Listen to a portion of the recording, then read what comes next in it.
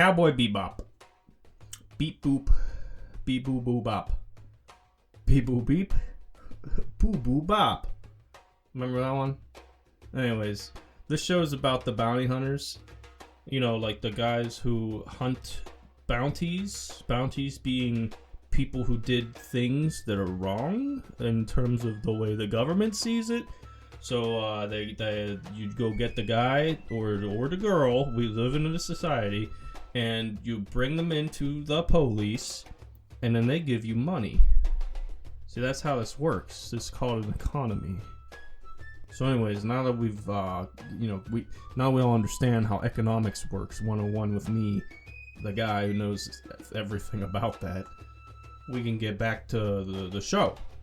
You know, and the show takes place in the year 2071. I don't know if I mentioned that to you already or not, but it's important to mention that by this point in the timeline, you know, like the space-time continuum that we've all, you know, we suspend our disbelief because this is a fictional setting, and we have to first off understand that everything that's taking place, all the characters, the setting, it's all fictional. It's none of it's real, but we understand that and choose to ignore it for purposes of entertainment. You see, my dear, what's Sherlock's little guy's name? It's on the tip of my tongue. It's Watson. That's the guy. That's his little sidekick boy. He's like, oh, but Sherlock Holmes. I think it's this. And then Sherlock's like, you fucking stupid idiot. It's not that. You dummy. You only see it on the surface level. If you look a little deeper, you know, dig a little deeper, you see that it's not. You know, you're probably wondering right now, why is this guy going on about Sherlock Holmes and Watson and all this other shit that doesn't have anything to do with what I clicked on the video for? And I apologize for that, but I promise that it is relevant, and I'm going to prove that to you right now with the power of metaphor. Ready? Alright, cue the metaphor music, and 3, 2, 1, let's jam. Okay, so you got the two different types of viewers for this show. Number one is the elementary dear Watsons, right? On the other side, you got Sherlock Holmes. He's a smart boy, Watson's a piss baby. One's a Sigma male, one's a little beta boy. Now the Watsons of the group, here's the thing you gotta understand about them. They've only seen the live action adaptation that Netflix put out. Whereas the Sigma male, the Sherlocks of the group, right? They've seen the original. They know the impact that show had. Because it was a good story, it had good writers, the characters were believable. They felt real, more real than these fucking guys they got, right? Who are these people? Harold and Kumar? No thanks. And I'm not trying to talk down on the Watsons out there, right? Everybody is a Watson with whatever they do when they start doing it. Like an artist, you know, Leonardo da Vinci. He started out drawing fucking stick figures on a caveman wall, right? But through practice, through time, through patience, through diligence, he became the Sherlock Holmes of the Mona Lisa. You know what I'm saying? That's what I'm trying to tell you here. If you haven't seen the original, you've only seen the live action, go watch the original so that you can stop drawing fucking cavemans on the stick figure wall and start drawing the Mona Lisas on the museum wall. You know what I'm saying? But I digress, you know, because we got to get back to the review. And what I was trying to explain is that Earth exploded. Now, it wasn't like, you know, like Star Wars, right? Where they're on the Death Star, he goes, you won't tell me the secret, I'm gonna fucking blow up your planet. And then she's all like, oh no, don't blow up my planet, that's really gonna piss me off. And then he's all like, activate the lasers. And like there's like remember the satellite dish thing that's like in the Death Star, and the laser beams come out of it and meet in the middle, which defies all physics, but it does it anyways. And then makes like the big laser, and it goes, and then it goes,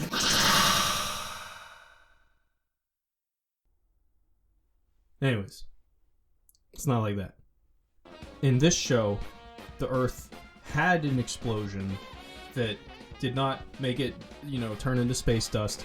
It just killed, like, all the stuff on it, right?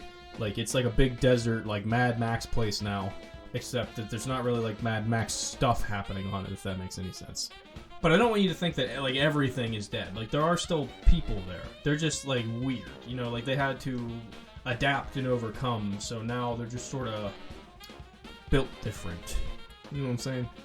And this is important because the show mainly doesn't take place on Earth. It mainly takes place on like, you know, like asteroid colonies, different planets, like different moons and stuff like that. But you'll learn about that as you watch the show. I don't need to get into that. Also important to note, warp gates exist. You know, you go to the big circle in the sky, you fly your little spaceship in there, it goes, and then it takes you to where you need to go without it taking an exorbitant amount of time.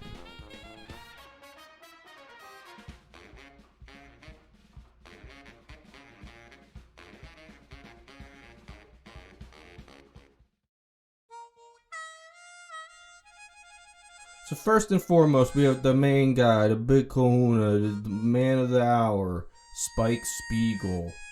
He's kind of like the type of guy, you know, he's flying around in this cute little spaceship. He's like, it's going to blow up. I'm going to die. Hey, man, you know, whatever happens, happens. You know, I don't really care. I don't really give two pieces of candy, you know? And you know what else? You know what else? You ever heard of this little thing? It's called the flow. You know about the flow? Hey, have you heard of the flow? Well, I'm gonna go with the, you know what I'm saying? I'm gonna go with the, because I fight like a horse, and I sting like a fish, okay? So don't mess with me. Just frankly, mister, if you don't even think about it, okay? Because I'll go tell my dad on you, and you don't want to mess with my dad. He's a powerful man. He does like 10 minutes on a treadmill a day. I've seen him. He's got the little, it's got the screen on it, and it like, it's like you type in like the place that you want to go walk, and it has like pictures of it, like the Google Street View. So yeah, basically just don't. My dad, he's gonna beat you up, and he's gonna beat up your dad too. So just, you know what? Just don't. I don't even care. You know what? Just do it. See what's gonna happen. See if I give a shit. I don't care. I don't. You're not the one. I don't do shit.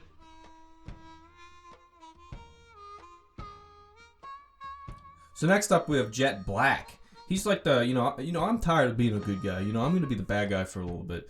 But between you and me, he's still the good guy. He can't help it. He's just that type of guy. You know, he's like, I'm a big scary man. Look at my beard. Look at my face. I'm angry. Look at my jumpsuit. Look at my cute little butt. You think you want to fuck with me? You got another thing coming, right?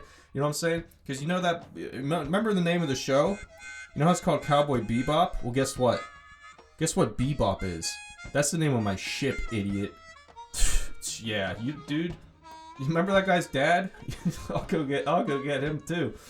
I saw him, dude. I heard that thing. Remember he said about the treadmill? Fuck with me. You know what I'm saying? But basically, you know, Jet's character, he's like the dad. He's like the wholesome dad of the group. You know, he's always the one cooking all the food. He does all the cleaning. He does the complaining, the fatherly complaining, the classic stuff that you hear about. But he's kind of like you know, hey, the sharks from Shark Tank, the show where they invest in a product. I have a pitch for you. It's about this brand new product that came out when I was in kindergarten. When I was building, you trace your hand on the construction paper and then you cut it out, and then you like draw a little eyeball on it or whatever, and you know. But remember when you had to put the beak on, and you made a turkey? Remember that stuff you used to put the beak on? I'm talking about that, dude. It's called glue. You ever heard of it? Comes in a white bottle. It's got a little cow's face on it. The cow's smiling. He's a cute little guy, you know. He never did nothing. Never did nothing to nobody. But yeah, you know, that's Jet. That's Jet Black, the guy. Remember I listened to the Cowboy Bebop video? Well, guess what? He also got look at that dumpy and that jumpy. You know what I'm saying? That jumper. He's got a fucking jumper dumper, dude. And speaking of dumpers, you know, there's this girl in the show. Her name's Faye Valentine. She's like she's constantly dumping these guys. You know, she's like, hey, I want to be a part of the crew. Hey, never mind. I changed my mind. I'm a single, I'm strong, independent woman. I don't need a crew. I'm a one-man job. I'm a one-woman job. Go get this guy's dad. He'll fucking beat you up, dude. But yeah, you know, she's basically like, you know, I don't trust men because someone hurt me once, and now I got abandonment issues. See, everybody else, everybody abandoned me, so I'll abandon everyone else before they can abandon me again.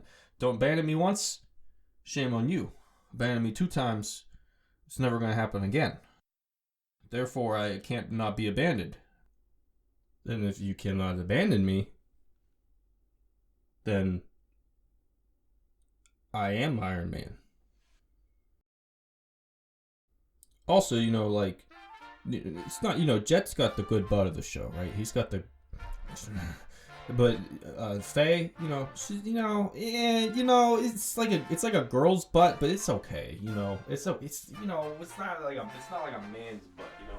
Like the man's butt, you got the muscular posterior, you got the gluteus maximus.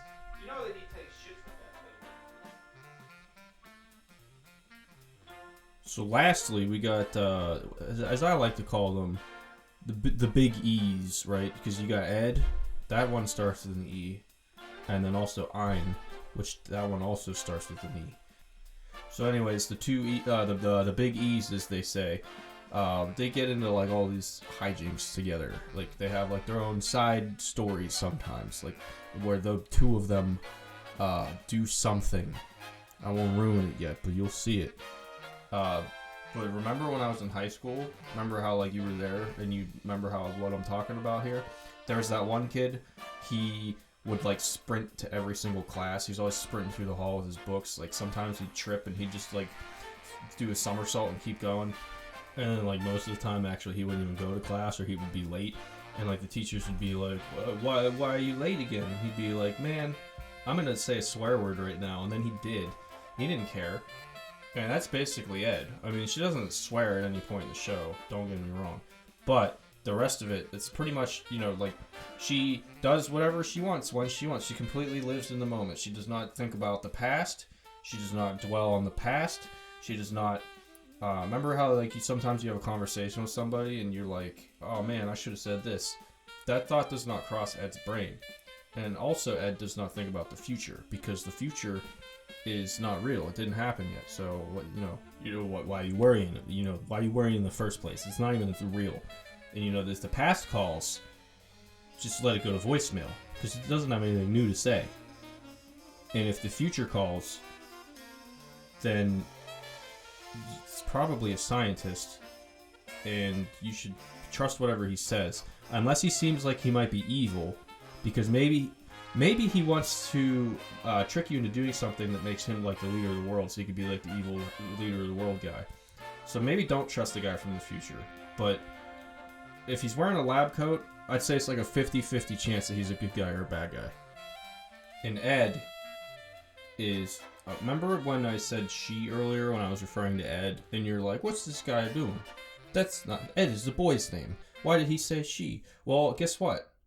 Ed is a girl. Ed is a she. So think about that.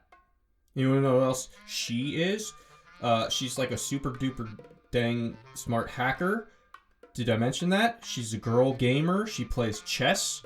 She played chess so good one time that she killed a guy. I'm not even making that up. That happens in the show.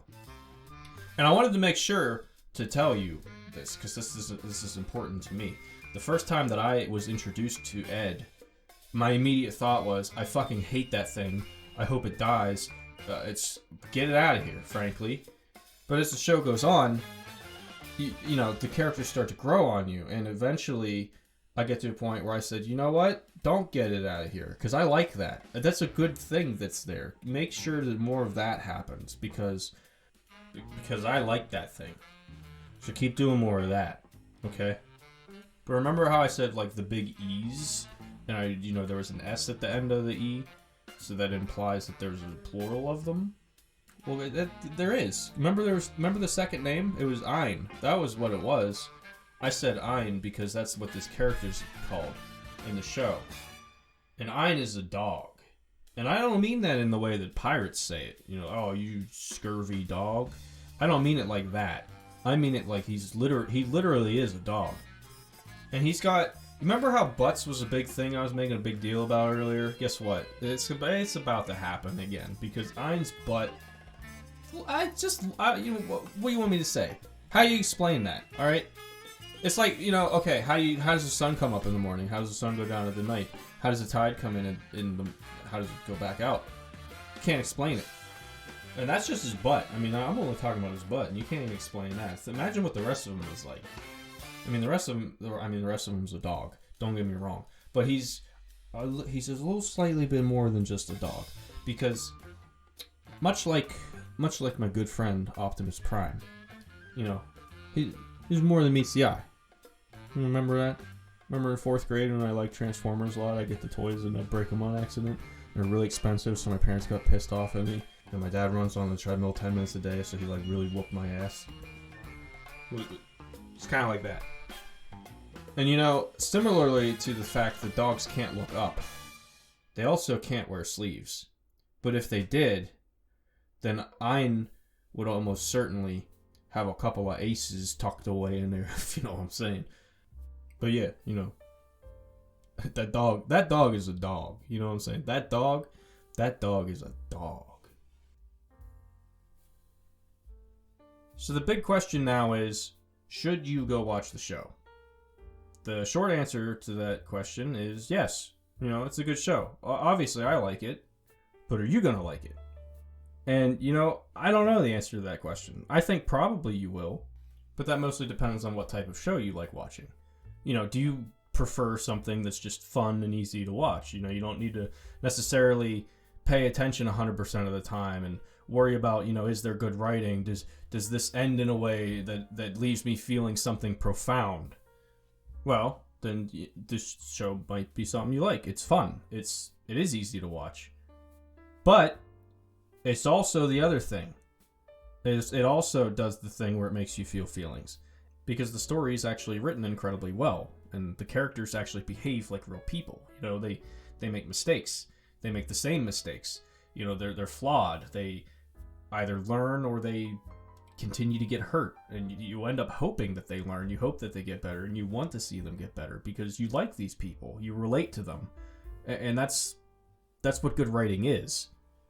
But the show also doesn't take itself too seriously at any point, which means it stays accessible to those people who do just want to watch something fun and easy. But kind of like Jim Carrey in The Grinch, you know, by the end of the show, you're going to be like, remember he's laying on the ground, he's like, help me, I'm feeling. You're going to be like that. Because this show makes you feel something by the end. And I'm not going to tell you what, you know, that's for you to figure out on your own. But to answer the question at hand, you know, who is this show for? Well, the answer to that question is everyone.